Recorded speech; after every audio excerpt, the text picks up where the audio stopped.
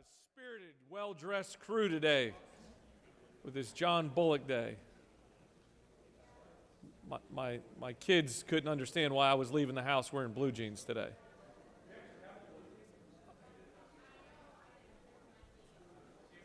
And boots. Comfortable boots, I might add at that. All right, the hour, look at the rules chairman already ready to go with the mic in hand. Is that a belt buckle you got on there? The hour of convening has arrived on this beautiful Friday, and the Senate will come to order. At this time, I would ask that all unauthorized persons exit our chamber. Happy Friday to our doorkeepers. Thank you so much for your good work all week. Thank you. I'd like to recognize the distinguished senator from the 53rd. You finally You finally ditched that blue oversized scarf this week. I shouldn't have said anything. Thank you, Mr. President, and thank you for your leadership on an outstanding bill yesterday that's going to keep Georgia safer in the future. We appreciate your leadership. Moment in time, 1936, Burt Reynolds, the bandit, was born today. He really wasn't born in Georgia, but he was raised in Georgia in the Waycross area. So he set many goals and had a lot of admirers. Also today is, according to the Center from the 51st, is Peppermint Patty's Day. He's always been a fan to that, and that's one of his favorite days. Also, the senator from the 7th has told me that this is Get Out Your Guitar Day, as he's done so many times. Mr. President, the journal's been read and found to be correct. Thank you. It feels like you saved up all the good ones for today. There's a lot of good information you shared with us. Is there objection to dispensing with the reading of the journal? The chair hears none, and the reading of the journal is dispensed with. Is there objection to the confirmation of the journal? The chair hears none, and the journal is confirmed. All senators who have bills or resolutions, please bring them to the Secretary's desk at this time. Mr. Secretary, first reading of Senate bills and resolutions, please. Senate Bill 485 by Senators Dolittle of the 27th and others, a bill to be entitled an act to amend Article 2 of Chapter 5 of Title 13 of the OCGA relating to the statute of fraud so as to provide for agreements with a value in Judiciary. access. Senate Bill 486 by Senators Harper of the 7th and others, a bill to be entitled an act to amend Article 6 of Chapter 8 of Title 2 of the OCGA relating to Agricultural Commodity Commission. Agriculture and Consumer Affairs. Senate Bill 487 by Senators McNeil of the 3rd and others, a bill to be entitled an act to amend Chapter 24 of Title 33 of the OCGA relating to insurance generally so as to provide that diagnostic breast examination. Insurance and labor. Senate Bill 488 by Senator Lucas of the 26th, a bill to be entitled an act to amend an act creating the Board of Commissioners of Twiggs County approved July 27, 1923 as amended so as to change the description. Slogo. Senate Bill 489 by Senator Lucas of the 26th, a bill to be entitled an act to amend an act creating the Board of Education of Twiggs County approved March 26, 1918. Slogo. Senate Bill 490 by Senator Strickland of the 17th and others, a bill to be entitled an act to amend Code Section 23411 of the OCGA relating to definitions regarding tuition. Higher education. Senate Bill 491 by Senators Davenport of the 44th and others, a bill to be entitled an act to amend Title 48 of the OCGA relating to revenue and taxation so as to create a qualified Banking and financial institutions. Senate Bill 492 by Senators Mullis of the 53rd and others, a bill to be entitled an act to amend Title 46 of the OCGA relating to public utilities and public transportation so as Regulated industries. Senate Bill 493 by Senators Mullis of the 53rd and others, a bill to be entitled an act to amend Part 7 of Article 5 of Chapter 3 of Title 44 of the OCGA relating to miscellaneous provisions regarding timeshare projects and programs. Judiciary. Senate Bill 494 by Senators Gooch of the 51st and others, a bill to be entitled an act to amend Title 36 of the OCGA relating to local government so as to prohibit certain use restrictions on residential dwellings to provide for Slogo General. Senate Bill 495 by Senators Brass of the 28th and others, a bill to be entitled an act to amend Article 3 of Chapter 4B of Title 43 of the OCGA relating to ticket brokers so as to place certain conditions on the Regulated industries. Senate Resolution 476 by Senators Mullis of the 53rd and others, a resolution honoring the life and memory of Miss Doris Green Mullis and dedicating an intersection in her memory and for other purposes. Transportation. Senate Resolution 477 by Senators Mullis of the 53rd and others, a resolution creating the Joint Georgia Music Heritage Study Committee and for other purposes. Rules. Senate Resolution 479 by Senators Brass of the 28th and others, a resolution commending Taiwan for its relations with the United States and the state of Georgia and for other purposes. Rules. Senate Resolution 487 by Senators Mullis of the 53rd and others. A bill to be entitled, a resolution honoring the life of Congressman Gordon Lee and dedicating the intersection in his memory and for other purposes. Transportation. That completes the order, Mr. President. First reading and reference of House bills and resolutions, please. House Bill 412 by Representatives Dempsey of the 13th and others, a bill to be entitled an act to amend Title 43 of the OCGA relating to professions and businesses so as to provide for the licensure of individuals in the practice of applied behavior analysis. Health and Human Services. House Bill 430 by Representatives Powell of the 32nd and others, a bill to be entitled an act to amend Chapter 26 of Title 43 of the OCGA relating to nurses so as to provide for licensure of advanced practice registered nurses, to amend Code Section Health 16. and Human Services. House Bill 1049 by Representatives LaHood of the 175th and others, a bill to be entitled an act to amend Chapter 27 of Title 43 of the OCGA relating to nursing home administrators so as to revise. Regulated Industries. House Bill 1201 by Representative Dukes of the 154th, a bill to be entitled an act to provide for reapportionment of the election districts for the Baker County Board of Education so as to change the description of the education districts, to provide for definitions and inclusions, to provide Slogo. Oh, here comes the deluge of slogos. House Bill 1202 by Representative Dukes of the 154th, a bill to be entitled an act to amend an act creating the Board of Commissioners of Baker County. Slogo.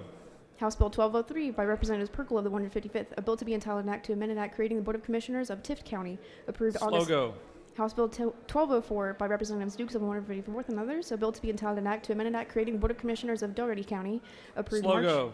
House Bill 1205 by Representatives Sands of the 180th and others, a bill to be entitled an act to amend, restate, revise, reorganize, and modernize the law relating Slogo. to. House Bill 1206 by Representative Benton of the 31st, a bill to be entitled an act to amend an act establishing a system of public schools in the city. Slogo. House Bill 1207 by Representatives Perkle of the 155th and others, a bill to be entitled an act to amend an act creating the Tift County Board of Education, approved March 31st. Slogo.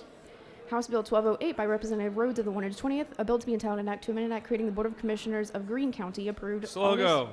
House Bill 1209 by Representative Rhodes of the 120th, a bill to be entitled an act to creating the Board of Education of Greene County. Slogo. House Bill 1210 by Representatives Bonner of the 72nd and others, a bill to be entitled an act to amend an act creating the Board of Commissioners of Fayette. Slogo. House Bill 1211 by Representative Frazier of the 126th, a bill to be entitled an act to amend an act creating the Board of Commissioners of Burke County. Slogo. House Bill 1212 by Representative Frazier of the 126th, a bill to be entitled an act to amend an act creating the Burke County. Slogo. House Bill 1213 by Representative Chiokas of the 138th, a bill to be entitled an act to amend an act creating the Board of Commissioners Slogo. of House Bill 1214 by Representative Scott of the 76th and others, a bill to be entitled an act to amend an act changing the composition of Slogo.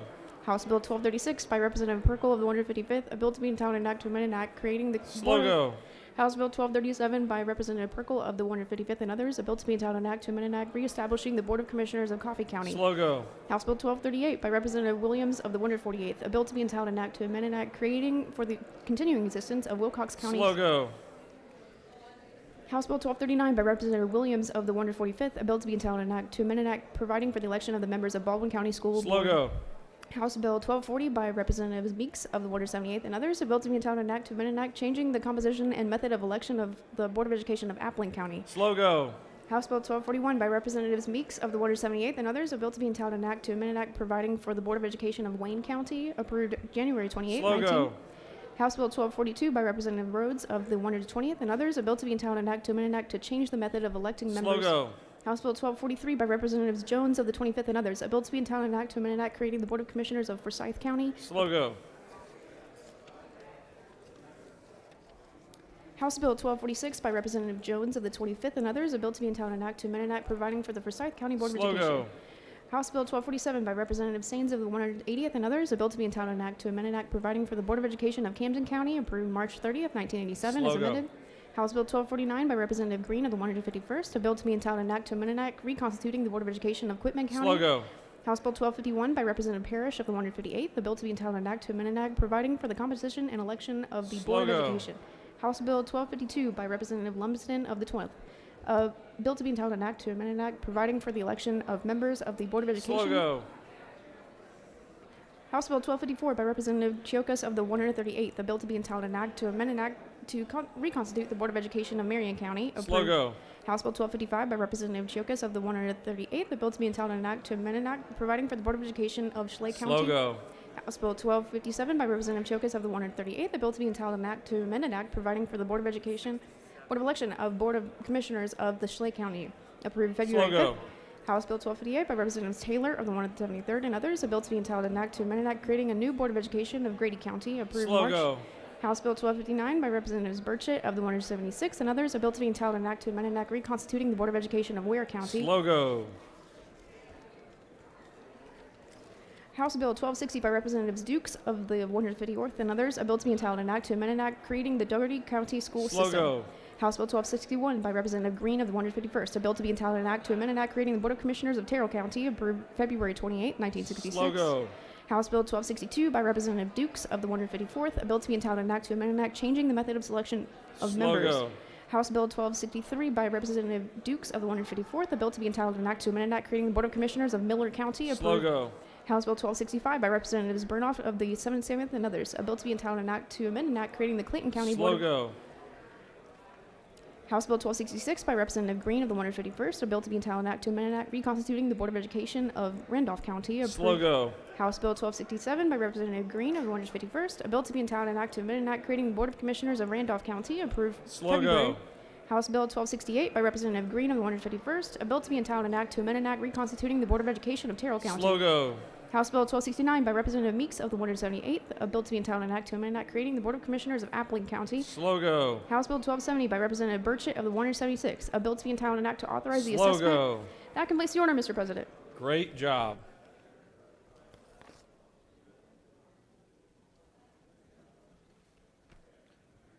Let everybody catch their breath over there. Ms. Secretary, can you please read reports of standing committees? Mr. President, the Senate Committee on Agriculture and Consumer Affairs has had under consideration the following legislation and has instructed me to report the same back to the Senate with the following recommendation. Senate Bill 445 do pass. Respectfully submitted, Senator Walker of the 20th District Chairman. Mr. President, the Senate Committee on Ethics has had under consideration the following legislation and has instructed me to report the same back to the Senate with the following recommendation. House Bill 907 do pass by substitute. Respectfully submitted, Senator Burns of the 23rd District Chairman. Mr. President, the Senate Committee on Public Safety has had under consideration the following legislation and has instructed me to report the same back to the Senate with the following recommendation that Senate Bill 461 do pass. Respectfully submitted, Senator Albers of the 56th District Chairman. Mr. President, the Senate Committee on Regulated Industries and Utilities has had under consideration the following legislation and has instructed me to report the same back to the Senate with the following recommendation that Senate Bill 438 do pass. Respectfully submitted, Senator Kauser of the 46th District Chairman. Mr. President, the Senate Committee on Rules has had under consideration the following legislation and has instructed me to report the same back to the Senate with the following recommendation. House Bill 333 do pass by substitute. Senate Resolution 395 do pass. Respectfully submitted, Senator Mullis of the 54th District Chairman. Mr. President, the Senate Committee on Science and Technology has had under consideration the following legislation and has instructed me to report the same back to the Senate with the following recommendation that Senate Bill 374 do pass. Respectfully submitted, Senator Dolezal of the 27th District Chairman. Mr. President, the Senate Committee on State and Local Government Operations has had under consideration the following legislation and has instructed me to report the same back to the Senate with the following recommendation.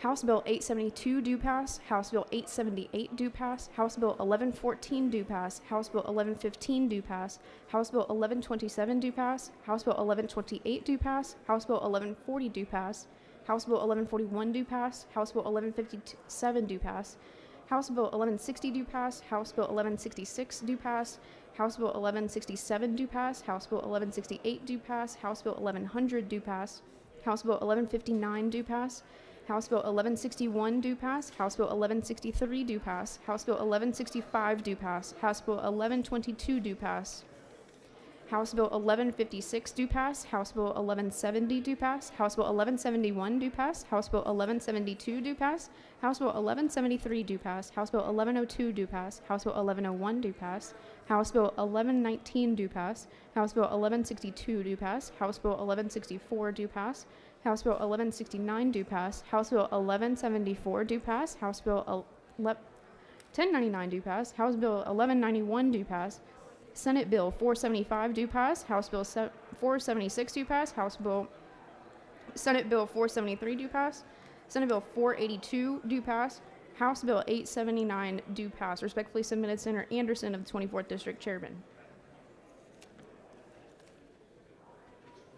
That completes the order, Mr. President.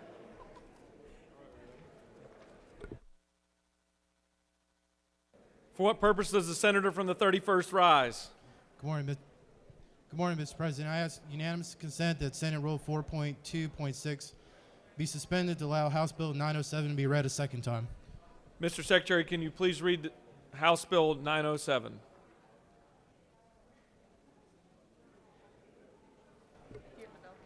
House Bill 907, a bill by Representative Smith of the 18th and others, a bill to be entitled an act to amend Code Section 212540 of the OCGA relating to conduct of special primaries and special elections generally, so as to revise provisions relating to dates for special elections, to present a question relating to sales and use taxes for transportation, mass transportation, or transit special districts to the voters in even-numbered years, to repeal conflicting laws and for other purposes.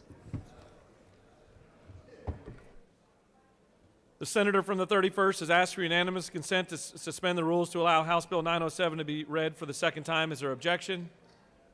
The chair hears none, and it will be read for the second time. Mr. Secretary, can you please read bills and resolutions for the second time?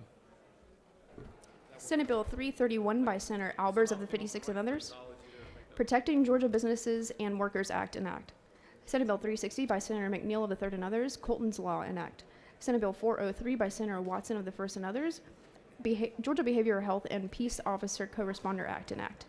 Senate Bill 435 by Senator Harbin of the 16th and others, Education shall be unlawful for Georgia public school students or teams to compete against a Georgia public school that permits a person of one gender to participate in an athletic program that is designated for persons of opposite gender. Provide. Senate Bill 456 by Senator Thompson of the 14th and others, Health requirements relating to the use of abortion-inducing drugs. Provide. Senate Bill 469 by Senator Harper of the 7th and others, certain watercraft to have day and night visual distress signals on board when on coastal waters of Georgia. Require. Senate Resolution 345 by Senator Hatchett of the 50th, Shortline Trail renaming to the Bill and Dusty McKay Trail. Support. That completes the order, Mr. President.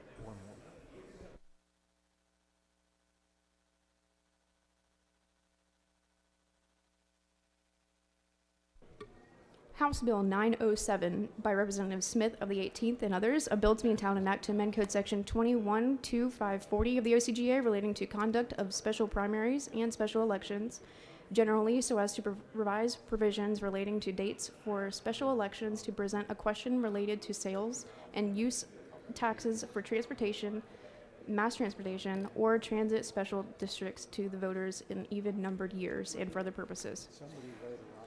That completes the order, Mr. President.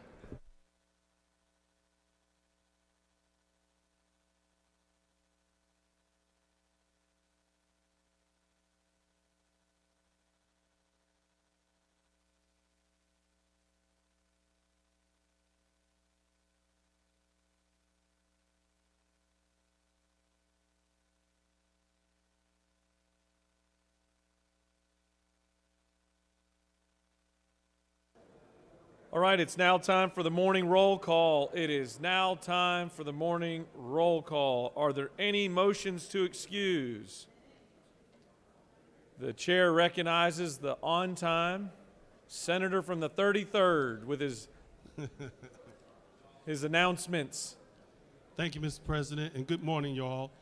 I'd like for unanimous consent to excuse the following senators for business outside the Capitol: 43, 44, 25, and 2. Without objection, the senators from the 43rd, 44th, 25th, and 2nd are excused. The chair recognizes the majority whip. Good morning. I'd like to ask for unanimous consent to excuse the senator from the 47th. 47th.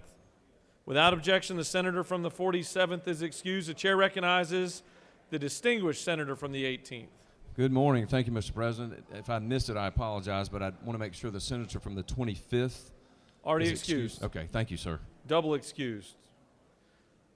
Secretary will call the roll of senators. Signify your presence by voting the yea switch. The secretary will unlock the machine.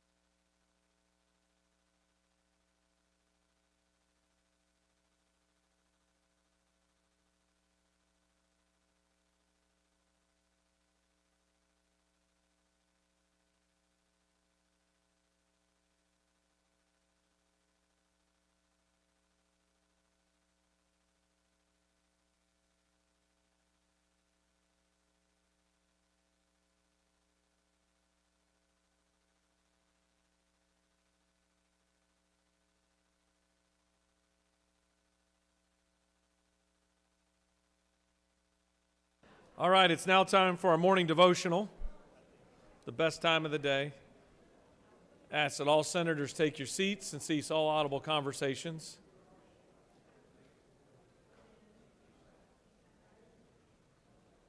And ask that our doorkeepers secure the chamber at this time. Chair would like to recognize the senator from the 1st to lead us in our Pledge of Allegiance and to introduce to us our chaplain of the day. If you will join me in the Pledge of Allegiance to our flag.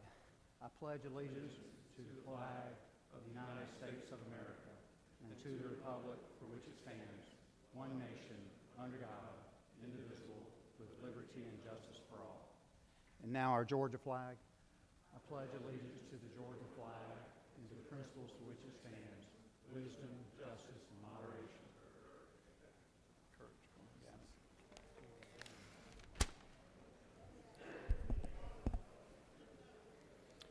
Good morning. It's certainly my honor and privilege today to introduce our pastor of the day, Pastor John Fender.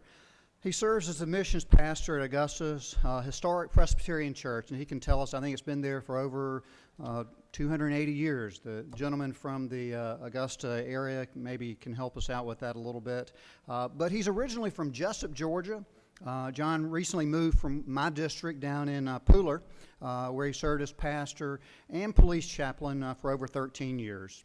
He and his wife of 26 years, Leslie, if you would stand, thank you for being here and supporting John while he has been our pastor. Thank you so much. So they both graduated from Mercer University. They share two daughters. Their oldest is a recent graduate of Georgia Southern. I understand she is now married and living in Baton Rouge and following in the footsteps of her mother as a school teacher. And their younger daughter is a junior at the University of Georgia. Go Dogs. What a great time to be a student at the University of Georgia. Absolutely. Now, she is studying something a little bit differently. She's studying Arabic and international affairs. So kudos to her. This is Pastor Fender's third time for joining us as chaplain today.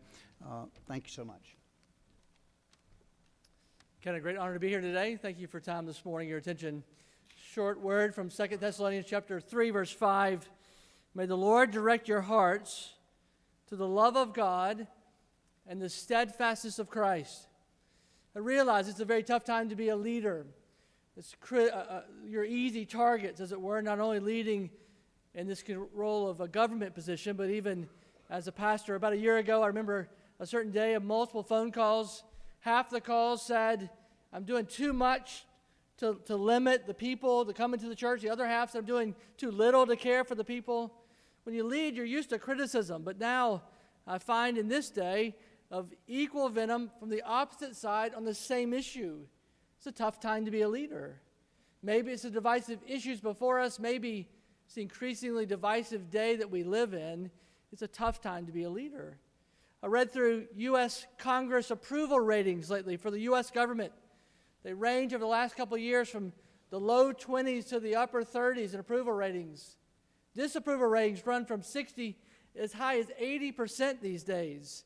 It's a tough time to be a leader. We're easy targets in that sense. And so therefore, as a leader, we have to find places we can run to and say, I'll stand my ground here. I'll find my worth and value, not in a poll or a pundit, but in a proposition like 2 Thessalonians chapter 3, verse 5. Think of these love of God and the steadfastness of Christ like a retreat center, a destination where we can put our hearts and our heads and our minds when we cast off the criticism around us and say, this is where my worth is found. May the Lord direct our hearts to the love of God and the steadfastness of Christ. Think of those destinations, the love of God, like human love, but far superior. Human love is conditional, it's temperamental, it's short-lived. Divine love is unconditional, it is steadfast, and it never ends. Human love distinguishes amongst the recipients, but God's love is for all people of all races, all colors, all socioeconomic levels, even all criminal levels. There is a love which is different than human love. And therefore, we put our hearts there to say, Can I be loved? The answer is yes, not because of my worth or value, but because of who God is. The love of God is a destination to put my heart underneath. And as well, the steadfastness of Christ. A God-man, the Lord Jesus Christ, who came and was steadfast to love his people. The Bible says he put his face like a flint towards Jerusalem. He endured the shame and suffering of the cross. He bled and died and rose again, that all those who place their faith in him might have life eternal. There's the steadfastness of Christ to accomplish our redemption, the steadfastness of Christ to continue to care for us even now. Those are destinations to put our hearts in.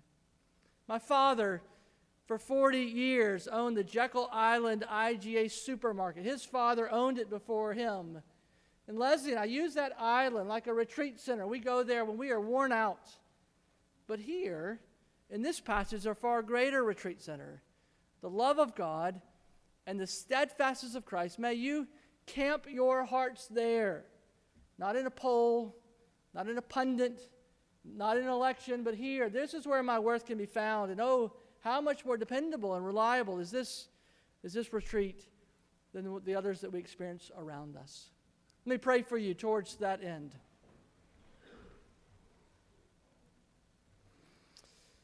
O God of Abraham, Isaac, and Jacob, the God and Father of our Lord Jesus Christ, we ask that you would bless these men and women as they seek their worth in you. May they be able to set aside the criticism around them and find real hope, real security, real worth. May they understand that to feel better about ourselves, the Bible does not direct us to our own hearts, but to our own God. We trust in you and all that you've done. Bless them even this day with the labors before them. Bless our state, we pray. Would you be the one to guide us and direct us always? I pray in Jesus' name, amen.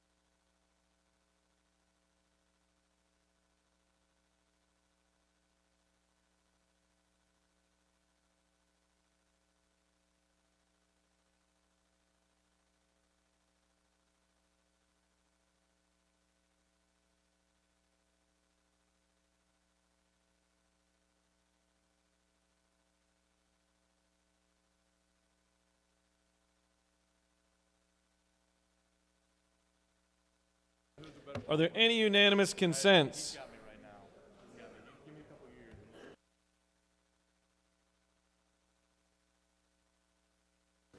Does any senator wish to rise on a point of personal privilege on this beautiful Friday?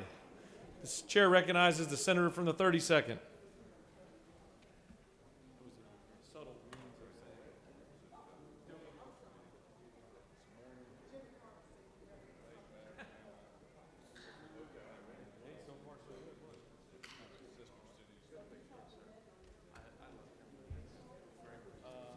Thank you, Mr. President. Happy John Bullock Day, everyone. I rise today to honor Black History Month by taking the time to recognize and honor Harriet Tubman. Because of her bravery during the Civil War, Harriet was also known as the Moses of her people because of helping those who were enslaved escape and gain their freedom through the Underground Railroad. She also served as a scout, spy, and a nurse for the Union Army during the war, and she, because of that, is considered the first Black woman to serve in the military. While working during the Civil War era, running the Underground Railroad, Harriet was never caught and never lost a passenger, helping those that were trying to escape from slavery. Later on in life, she took on the challenge of women's suffrage. Harriet Tubman will always be remembered as one who took a chance to help others, even though it could end in serious consequences for her. And that's why I'm honoring her today during Black History Month. Thank you, Mr. President. I yield the will. Chair recognizes the senator from the 16th.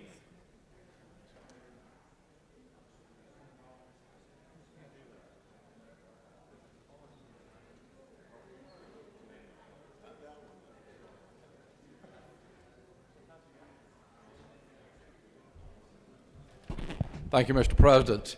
As we look at Black History Month, I find this is that so much of our history was at the beginning of the Revolution. And I want to speak this morning about Peter Salem. Peter Salem was a member of the famous Massachusetts Minutemen and was involved in a number of important battles, including the Battle of Bunker Hill, Concord, Saratoga, the first American victory of the Revolution.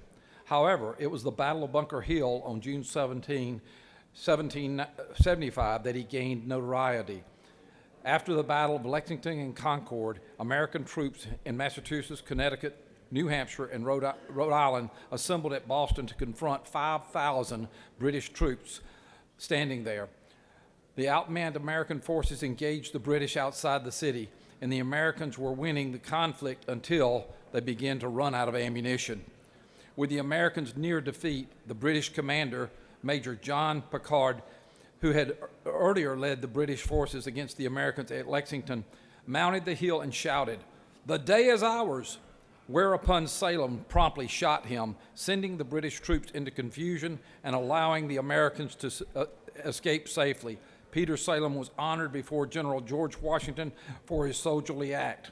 Salem became a member of the 5th Massachusetts Regiment and served throughout the rest of the Revolution. A total of 7 years of military service on behalf of his country. The length of time achieved was by few others. Salem then entered the Revolution as a slave, but finished as a free man, marrying in 1783 and at the conclusion of the Revolution.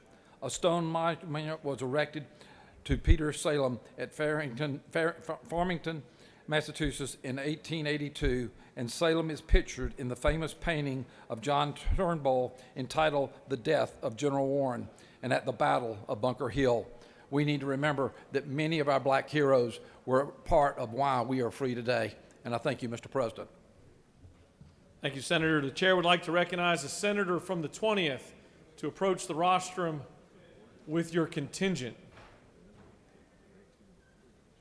for a special presentation. All right, we're about to do a special presentation.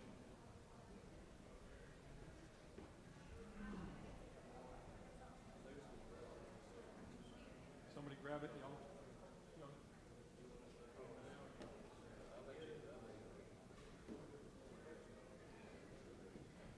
All right, everybody approach. We're not used to doing this.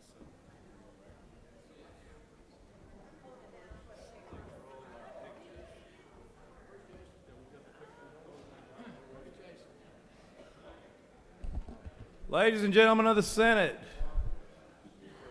this is an exciting day for us on the Senate Ag Committee and the Senate as a whole, and particularly the 2020 Senate Livestock Showdown team, who I have invited to join me at the rostrum along with members of the Senate Ag Committee.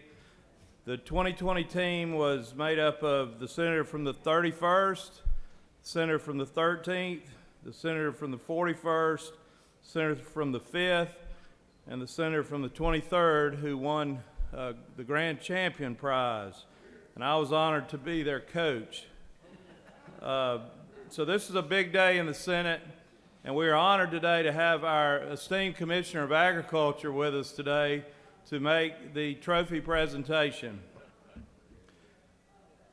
Gary Black has been a friend of all of us. He serves as the 16th Commissioner of Agriculture in Georgia's history. He's currently in his 3rd term. He served in various leadership positions in agriculture during his 40-year career, extending from the Georgia Farm Bureau to the Georgia Agribusiness Council to his current position as Commissioner of Agriculture. He's a graduate of the University of Georgia College of Agriculture and Environmental Sciences and a past president of the college's Alumni Society. He currently serves on advisory committees for the United States Department of Agriculture, Environmental Protection Agency, and the Export-Import Bank of the United States. Under Commissioner Black's leadership, the Georgia Department of Agriculture Divisions for Information Technology, Animal Health, Homeland Security, and Food Safety have garnered national acclaim. Commissioner Black has been a tireless advocate for agriculture. He's led innovation in domestic and international promotion of our ag products through the renowned Georgia Grown branding program. School nutrition directors, first-time exporters, produce growers, and recipe dreamers alike have found that the Georgia Grown collaborative approach is an unparalleled tool that helps Georgians start businesses and expands markets for our ag products. Black is a Leadership Georgia Patilla Award recipient, the 2017 Georgia Trend Magazine Georgian of the Year. He and his wife Lydia raised commercial beef cattle on their family farm in Commerce, and they served together in various ministries at Mayville Baptist Church. But Gary has been a true friend of Georgia agriculture, whether it's been dealing with the aftermath of Hurricane Michael, dealing with the pandemic, dealing with the transportation and issues, logistics issues, supply chain disruptions. He's been shoulder to shoulder with Georgia's farmers to find solutions and to help them stay viable. So I will turn over the program in a minute to Commissioner Black. I do want to point out this coveted trophy is now going to reside where it belongs in the Georgia Senate, but we have been missing it since 2015. So we've had a little drought, but just like the Georgia Bulldogs, we are now champions. Hey, thank you, Commissioner Black.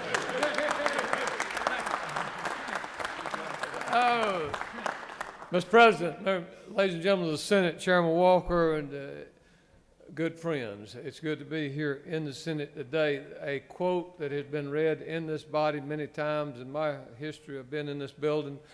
I've heard it go back through generations, but it is fitting for today. I ask for your indulgence for just a moment, because one of our former presidents said that it is not the critic who counts, not the man or woman who points out how the strong man or woman stumbles, or where the doer of deeds could have done them better. The credit belongs to the man or woman who is actually in the arena. They were in the arena. Whose face is marred by dust and sweat and blood, who strives valiantly, who errs, and who comes up short again and again. But victory, see, is here. And because there's no effort without error or shortcoming, and y'all know what Roosevelt was speaking to, is that person in the arena. The senators were in the arena this year. They did a great job. We started this program 11 years ago at Georgia National Fair to make sure that you had the opportunity to interact with young people. We've invested over generations now in one of the finest facilities on the face of this globe for young people. Let us never forget that the mission of Perry is young people. And I want to thank members of the Senate, thank for this wonderful team that you had, congratulate them. Their interaction was wonderful, as it always is. But what happens after this experience is they come back here and are ambassadors because of the relationships that have been built. So, Mr. President, it is my honor, and Mr. Chairman, my honor on behalf of the Georgia Department of Agriculture and the youth of our state to present the 2021 champion of the Georgia National Fairgrounds and Agri-Center Legislative Livestock Showdown to the Georgia State Senate.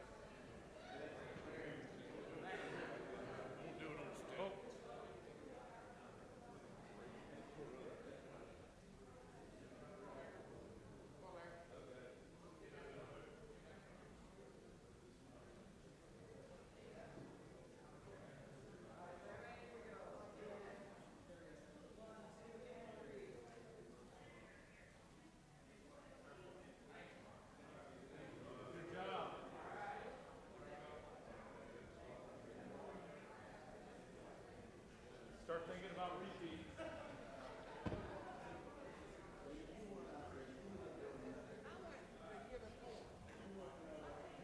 Are there any additional points of personal privilege?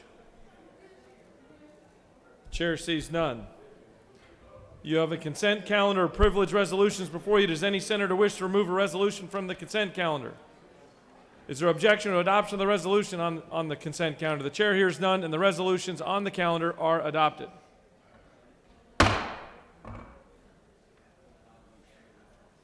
Are there any motions to withdraw and commit? Chair recognizes the rules chairman.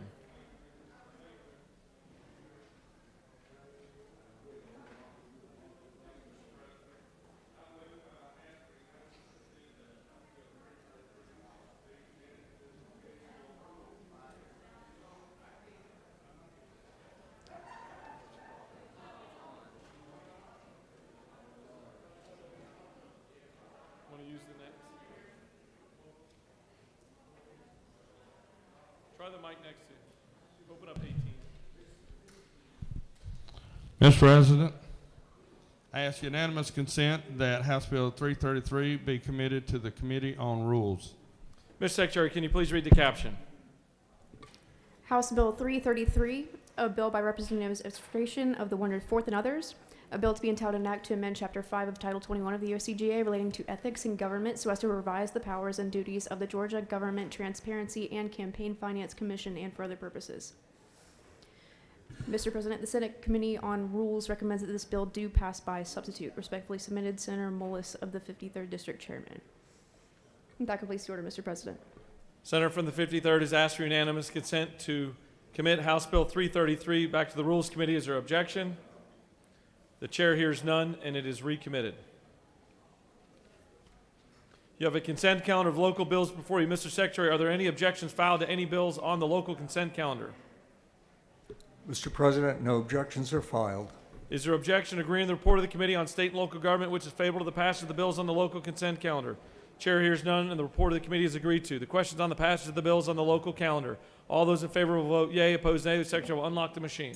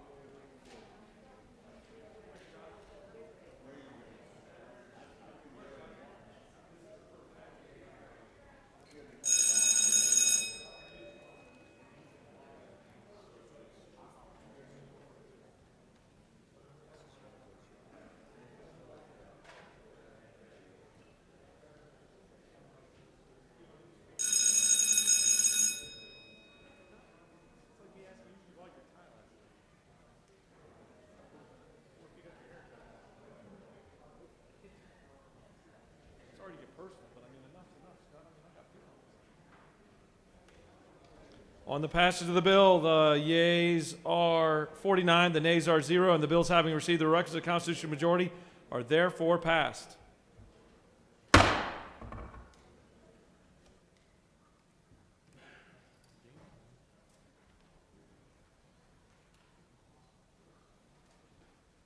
We are now moving on to the rules calendar. Mr. Secretary, can you please read the caption of Senate Bill 281? Senate Bill 281, a bill by Robertson of the 29th and others, a bill to be entitled an act to amend Chapter 16 of Title 47 of the OCGA relating to Sheriff's Retirement Fund of Georgia so as to provide for an increase in dues, to provide for an increase in the sum to be paid for purchasing prior service credit, to provide for payment for the fund or fees collected in criminal and quasi-criminal cases prior to adjudication of guilt and for other purposes. Mr. President, the Senate Committee on Retirement recommends that this bill do pass. Respectfully submitted, Senator Robertson of the 29th District Chairman. That completes the order, Mr. President. Mr. President, additionally, there is an actuarial investigation attached. That completes the order, Mr. President. Chair recognizes the senator from the 29th to present Senate Bill 281.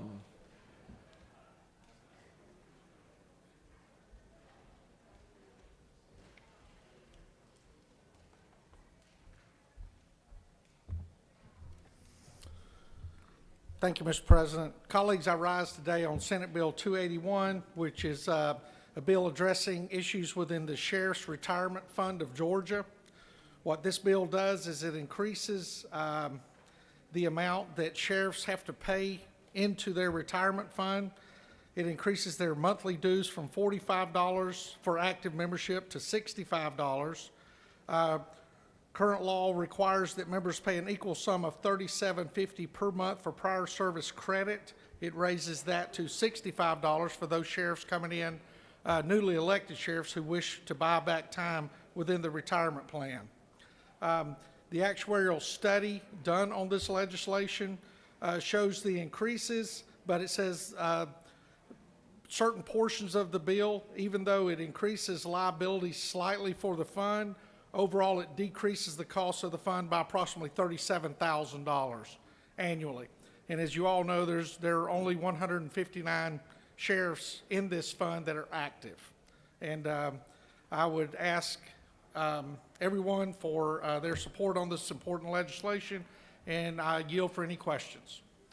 Doesn't look like you have any questions. Thank you, Mr. President. I yield the well. Does any other senator wish to speak for or against Senate Bill 281? The chair sees none. Is there objection to agreeing the report of the committee which is favorable to the passage of the bill? The chair hears none. The report of the committee is agreed to. Is there objection to the main question being ordered? The chair hears none and the main question is ordered. Questions on the passage of the bill? All those in favor vote yea. Opposed nay. The secretary will unlock the machine.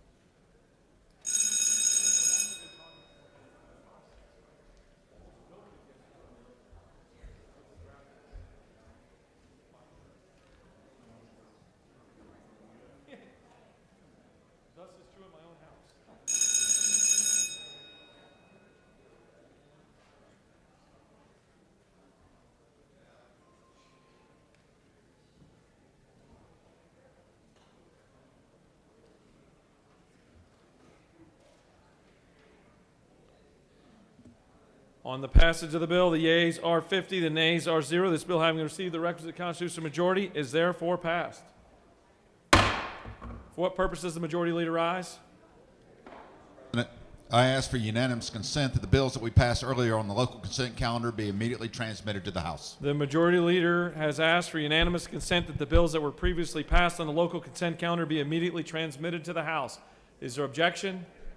The chair hears none, and they are immediately transmitted. Mr. Secretary, can you please read the caption of Senate Bill 343?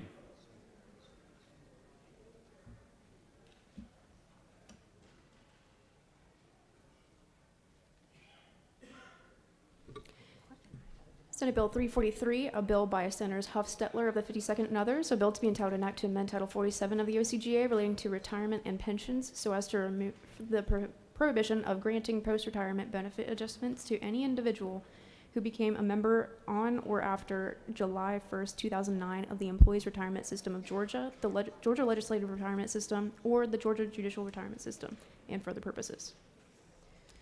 Mr. President, the Senate Committee on Retirement recommends that this bill do pass. Respectfully submitted, Senator Robertson of the 29th District, Chairman. Chair recognizes the senator.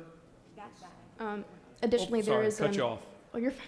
There is an auditor's certification attached to this bill as well. That completes the order, Mr. President. Thank you. Chair recognizes the senator from the 52nd to present Senate Bill 343.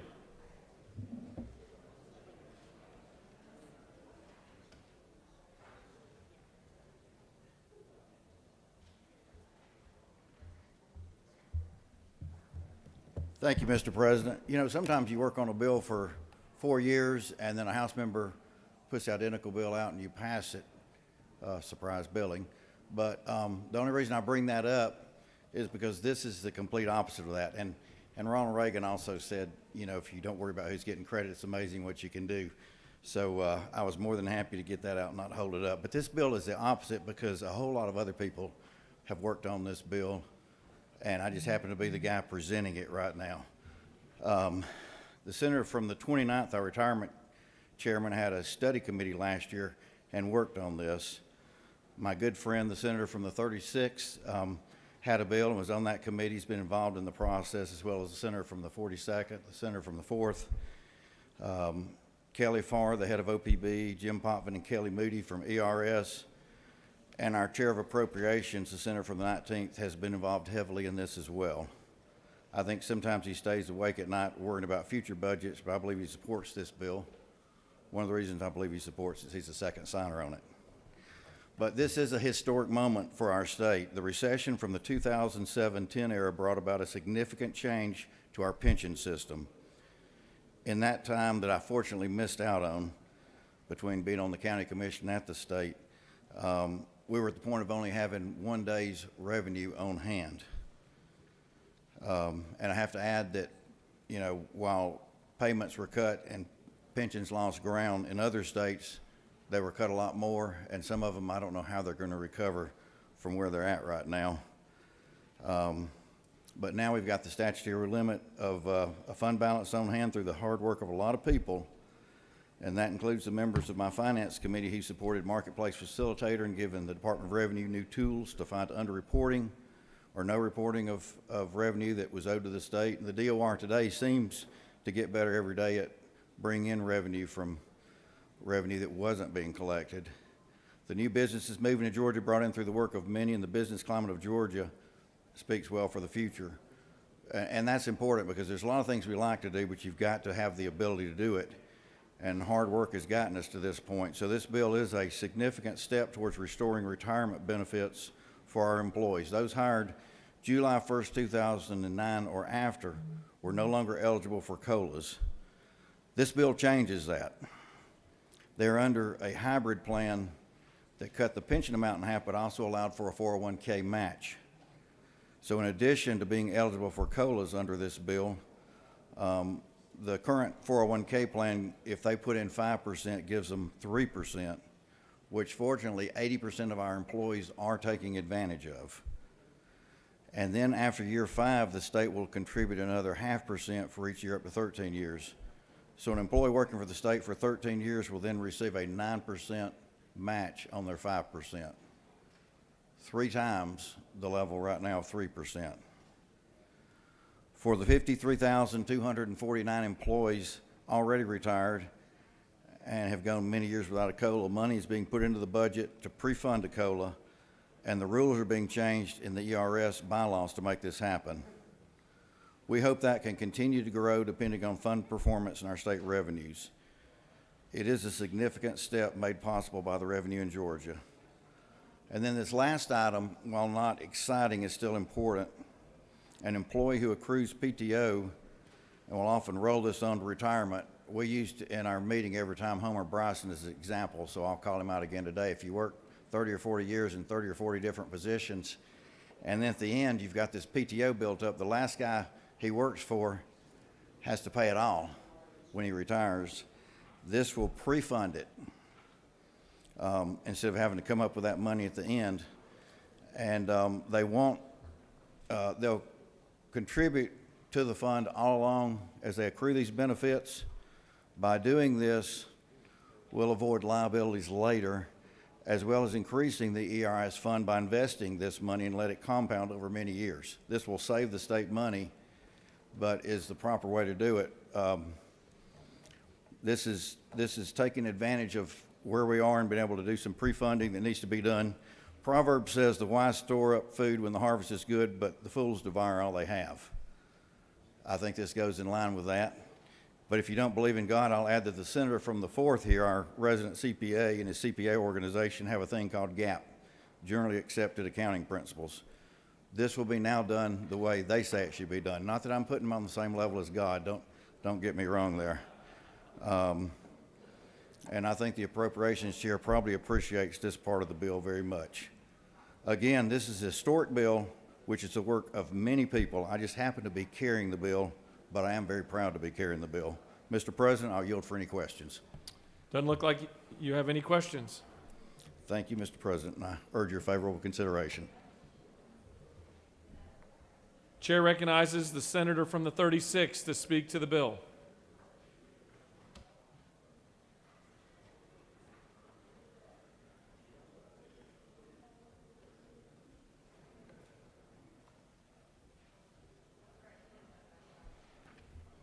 Thank you, Mr. President.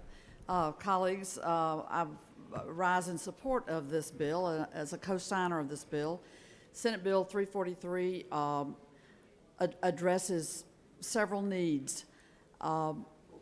We learned in the review of our retirement system and an extensive, under the leadership of Senator Robertson, the chair of Retirement Committee, we took an extensive testimony from all across the agencies.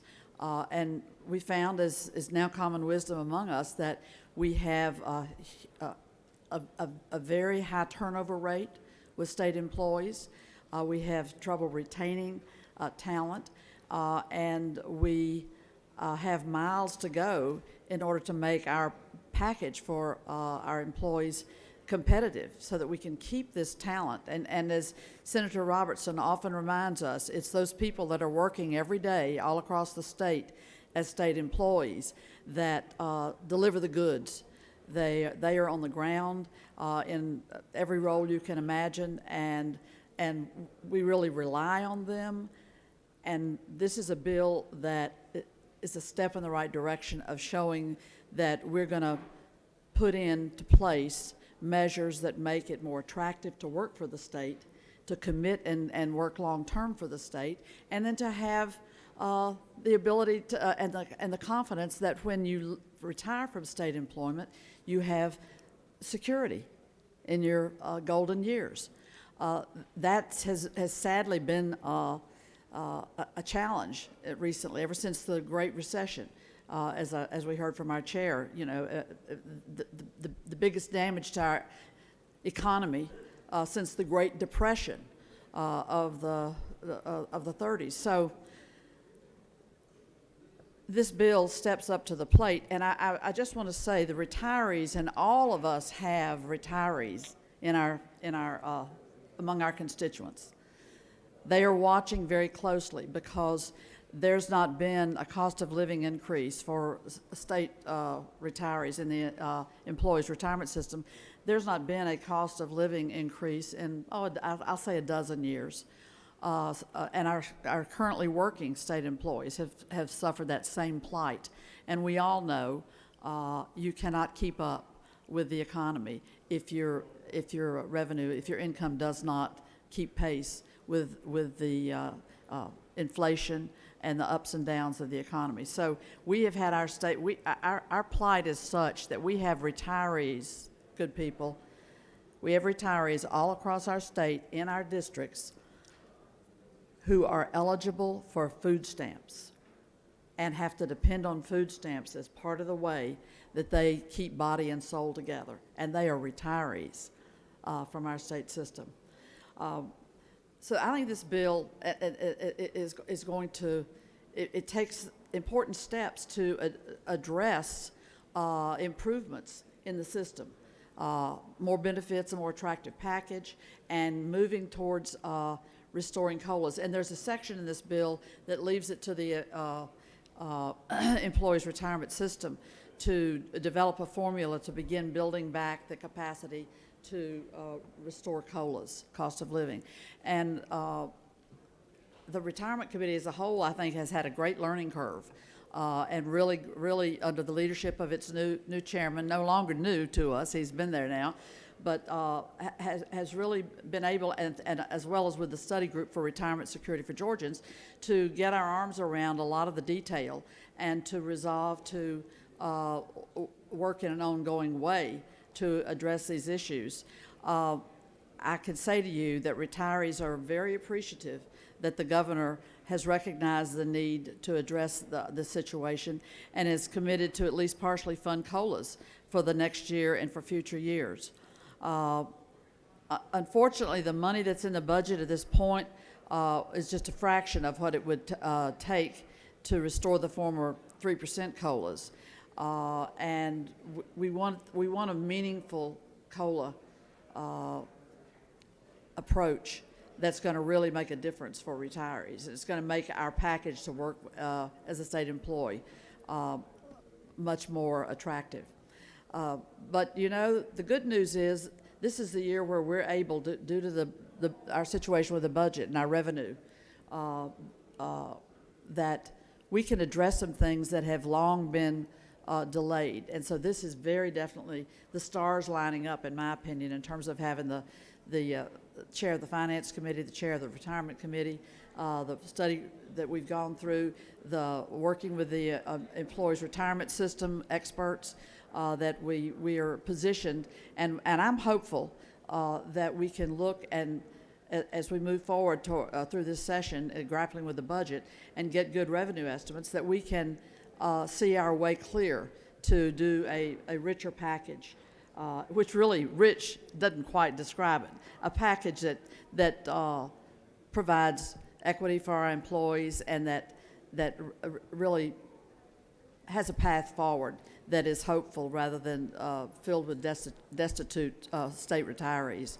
So this is very much a bipartisan effort, and I hope we can continue in that spirit as we look at the revenue projections as they're coming in and work to try to significantly fund this effort of the employee retirement system for our state retirees, current and those yet to come.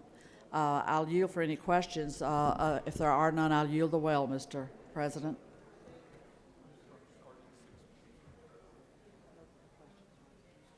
No questions. Chair recognizes the senator from the 4th to speak to the measure.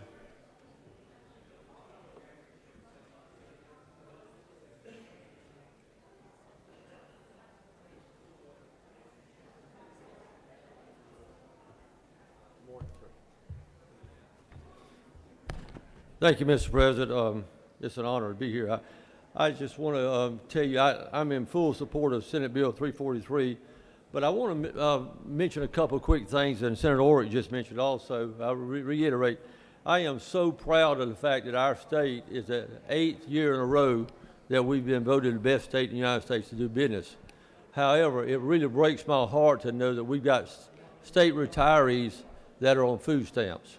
You know, we found out that the average retiree in the state retirement system, not to be confused with a teacher retirement system, the median retirement amount is about $22,000 a year. And those people have not had any type of cost of living inflationary factor in at least 10 or 12 years. So as we all know, $22,000 a year 12 years ago is entirely different from $22,000 a day.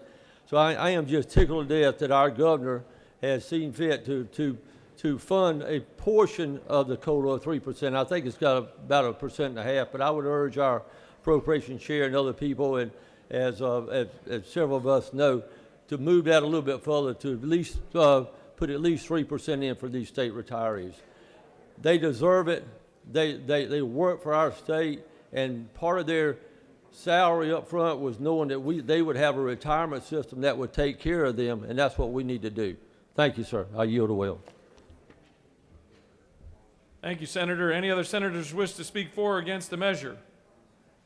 Chair recognizes the senator from the 44th.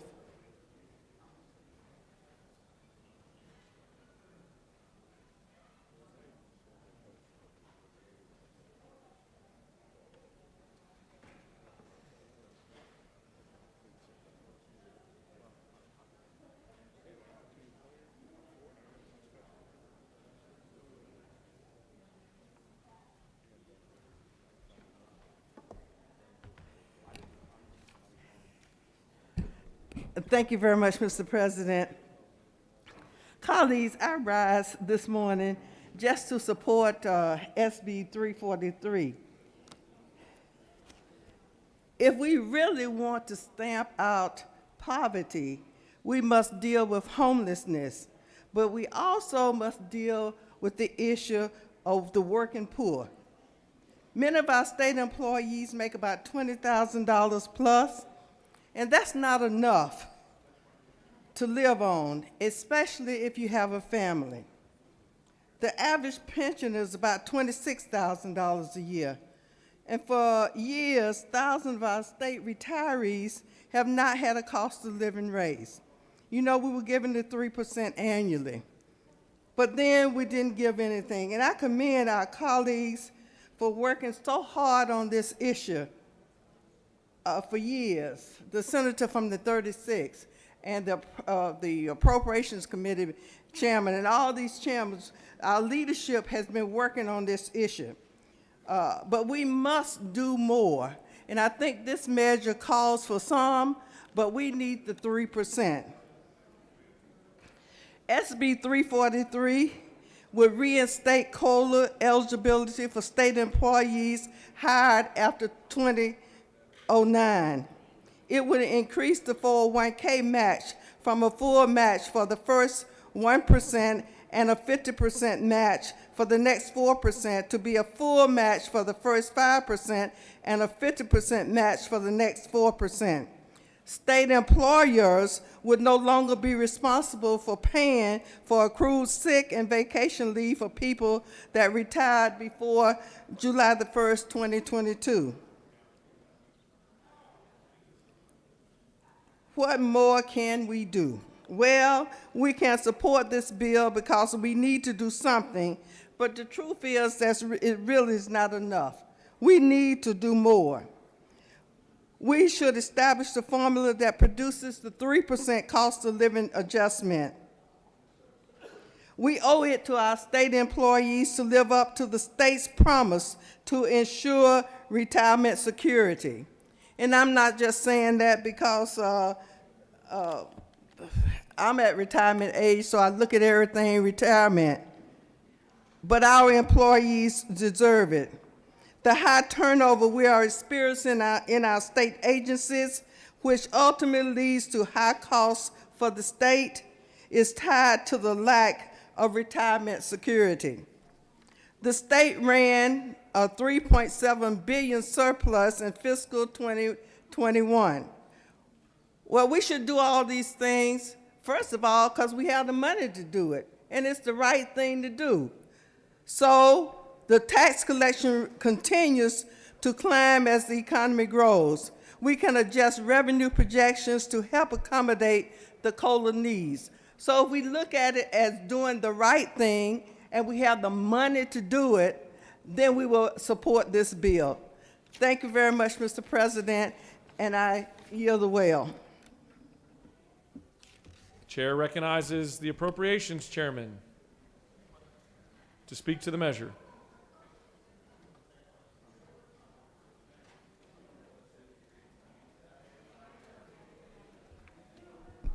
Thank you, Mr. President. I hear the questions in the audience. I want to answer your questions specifically about this bill because I think there's a lot of confusion. And some of the numbers would be scary, particularly if you're like me and you're extremely fiscally conservative. But let me tell you why I think this is a good bill and try to help alleviate any of those concerns. At the state level, we see roughly 66% turnover after 5 years. That means every 5 years, 2 out of 3 state employees are no longer there. In some departments, we are seeing over 100% turnover. The reason this bill is a scalpel to a problem. It's not a knife or a sledgehammer to a problem. It is tailored to make sure that as employees stay longer, they are rewarded for staying longer. So when you're looking at this bill and you see that GSEPs change, after 5 years, the time when we're starting to see so much turnover, it offers incentives to employees of an additional 0.5% contribution on the state's end every year that they stay for the next 9 years. The total point of this bill is to give state employees incentive to stay after that mark that we currently see them leave and to push that mark further down the road. While it is a big cost, it could be $30 million. It could be $41 million. We're spending $20 million in corrections just going after turnover every year in one department. If you are fiscally conservative, this is the bill you will want to vote for. And if we look back in 9 years and see it's been successful, the cost will be much less than they would have been otherwise. Thank you, Mr. President. I'll yield the well or yield for questions. Any other senator? There's no questions on the floor. Any other senator wish to speak for or against the measure? The chair sees none. Is there objection to agreeing to the report of the committee which is favorable to the passage of the bill? The chair hears none. The report of the committee is agreed to.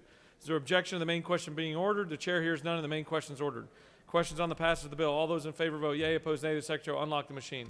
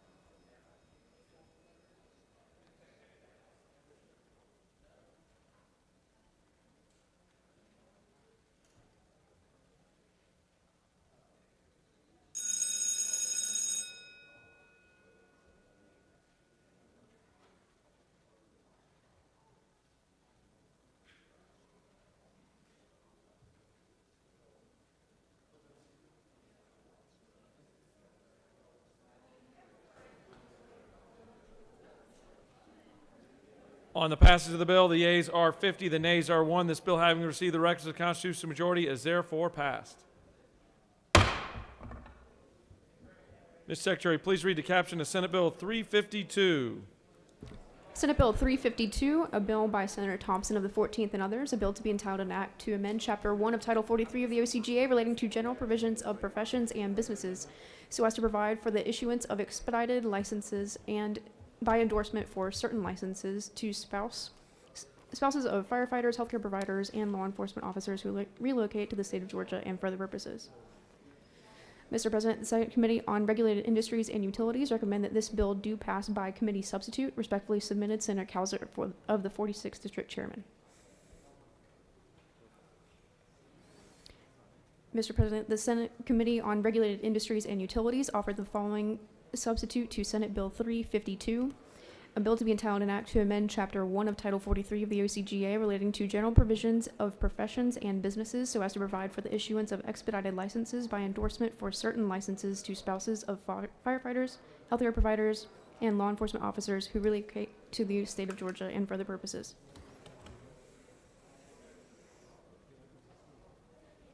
Mr. President, Senator Thompson of the 14th offers the following amendment. Amend the Senate Committee on Regulated Industries and Utilities substitute to Senate Bill 352 by replacing including but not limited to on line 17 with including. By replacing lines 20 through 22 with the following: optician, physical therapist, chiropractor. By inserting at the beginning of line 61 the following: or a disciplinary proceeding. That completes the order, Mr. President. Chair recognizes the senator from the 14th to speak to Senate Bill 352 and Amendment Number 1.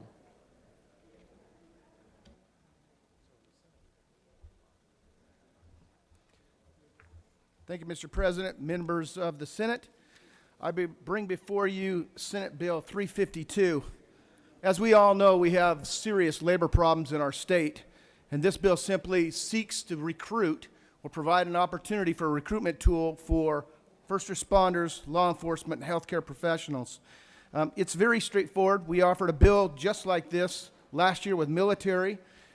When we were going through our regulated industries, there were several opportunities to discuss to make this bill better. One of those was passed in the substitute that was brought forth by the senator from the 18th that simply had to do with disciplinary action. When we move over to our amendments that we're offering, you can see on the first, we're excluding but not limited to, taking that back to the normal. There was some concerns from the senator of 37th about it being too broad. We've narrowed that down in this amendment. And then on the final portion of this amendment, we're taking that disciplinary proceeding and making sure it's consistent through the entire bill. Simply just overlook that. That's what these amendments are, and they're favorable. If there are no questions, I appreciate your favorable consideration. You have no questions. I yield well. Does any other senator wish to speak for or against Senate Bill 352 or Amendment Number 1? The chair sees none. All right, we'll take up Amendment Number 1 first. Amendment Number 1. Is there any objection to the adoption of Amendment Number 1? The chair hears none, and Amendment Number 1 is adopted. The question is on the adoption of the committee substitute as amended. Is there objection to adoption of the committee substitute as amended? Chair hears none, and the committee substitute as amended is adopted. Is there objection to agreeing the report of the committee which is favorable to the passage of the bill? Chair hears none. The report of the committee is agreed to. Is there objection to the main question being ordered? Chair hears none, and the main question is ordered. The question is on the passage of the bill by substitute. All those in favor vote yea. Opposed, nay. The secretary will unlock the machine.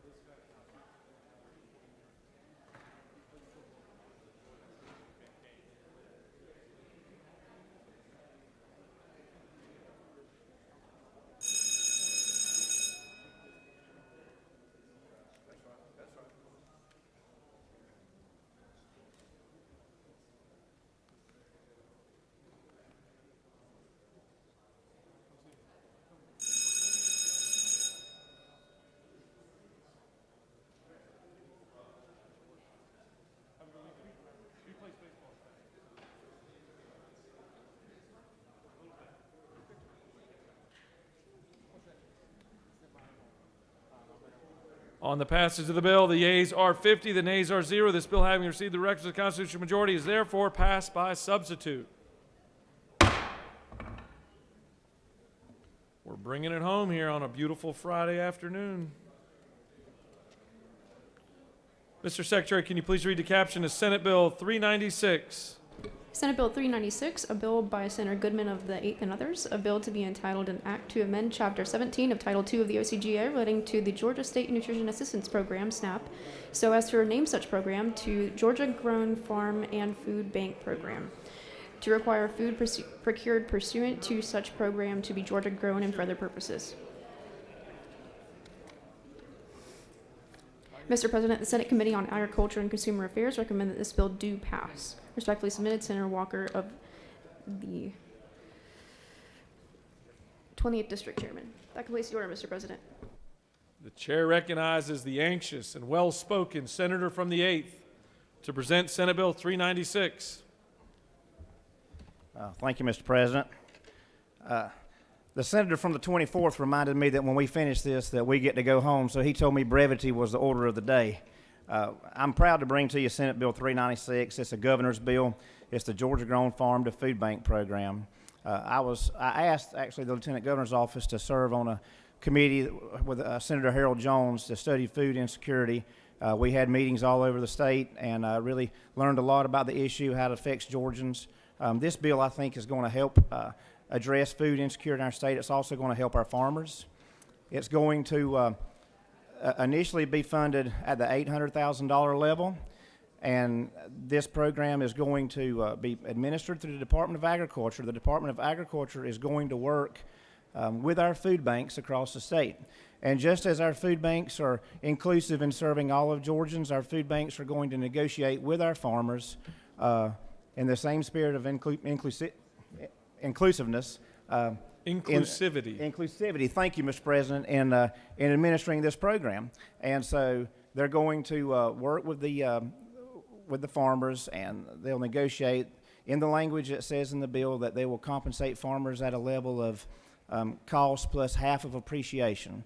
So it'll always be less than what the farmer would get in the retail market. I can tell you, being a farmer, we have 40% of what farmers grow never gets sold, and a lot of that is because if it's not a USDA number one, it's hard to get it in the retail market because it can't sit in a cooler for 2 weeks and ride it in a truck to Albuquerque. So anyway, if there's no questions, I'd be glad to take any questions if anyone has a question. You've got questions. Sure. Chair recognizes the distinguished rules chairman to your left. This bill must have went through your committee already, correct? Yeah. Well, to get here it did. Yes, sir. And thank you for calling on me. Will the senator yield? Yes, sir. So we're talking about food products that may not appear to be pretty, but is still edible and healthy. Yes, sir. So this will benefit those people that may not be able to afford what they need or unable to get things. Would that be true? Yes, sir. That's very true. Would it also be true that this would benefit any kind of farmer that would produce food and fiber? Yes, sir. That is true. Could you tell us how the blueberry crop is doing this year? Well, initially we thought we had lost about 25% of our high bush crop, but after about another week, we've lost about 50% of our high bush crop in Georgia. So that's well, what about the products that go into cobblers? Would that also be involved? Don't wait on the translation. Give me the answer now. I'll put it this way. I didn't say transportation. I'll put it this way, Mr. Chairman, as I shared in committee, for folks that don't know, when we grade produce, for instance, if you have a rain and there's on average around 300 blueberries in a pint clamshell, if you have 2 rain splits, it'll pass. If there's 3, it will not pass, and that absolutely affects nothing to do with the nutrition of that product or being able to help hungry families. It's just a prettiness, correct? Yes, sir. Yes, sir. So would it be true that your product that may not be sellable in normal grocery stores would benefit people who are in need of food and fiber?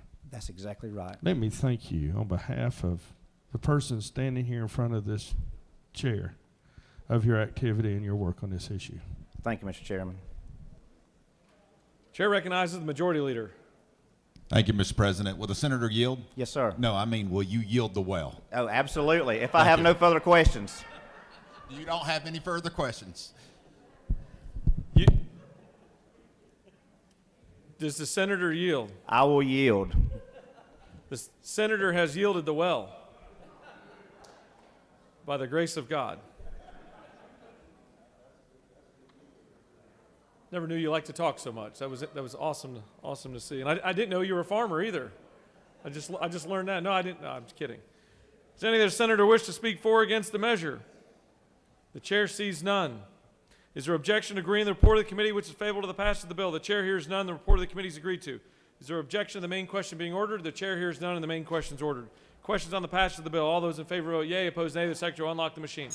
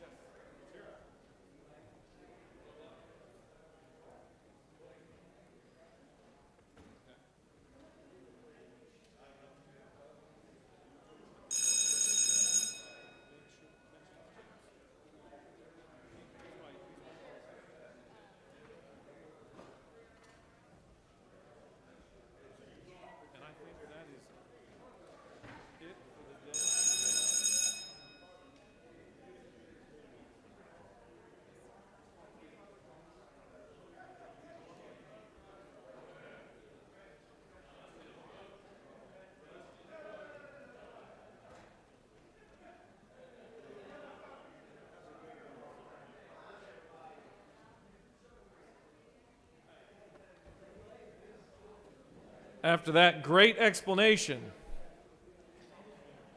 the passage of the bill, the yeas are 49, the nays are 0. This bill, having received the requisite constitutional majority, is therefore passed. The chair recognizes the distinguished majority leader. Thank you, Mr. President. I'm not sure that we could top that any today, so I'm going to ask the Senate stand adjourned until 10 a.m. on Monday, 14 February, Valentine's Day on 2022. That's a great reminder. Chair recognizes the secretary for announcements. The Rules Committee will meet immediately upon adjournment today in room 450. All other committee meetings are canceled for today. That completes the order, Mr. President. Chair recognizes the Appropriations Chairman for an announcement. Thank you, Mr. President. Just a reminder, Senators, that Subcommittee of Appropriation meetings start at 7 a.m. Monday morning. See you there. Chair recognizes the senator from the 28th for an announcement. I just lost my button on my jacket. It just literally fell off.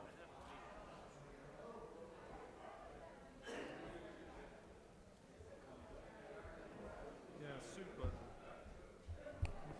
Thank you, Mr. President. Just wanted to welcome some young leaders that are up here to observe the political process. And so we got members of Teen PAC that had shown up in the gallery, and a few of them are still here. So thank y'all for being here, and hope you learned something. The majority leader has moved that the Senate stand adjourned until Monday, Valentine's Day, February 14th, 2022 at 10 a.m. sharp. All those in favor of the motion signify by saying aye. Opposed, no. And the ayes have it by the grace of God.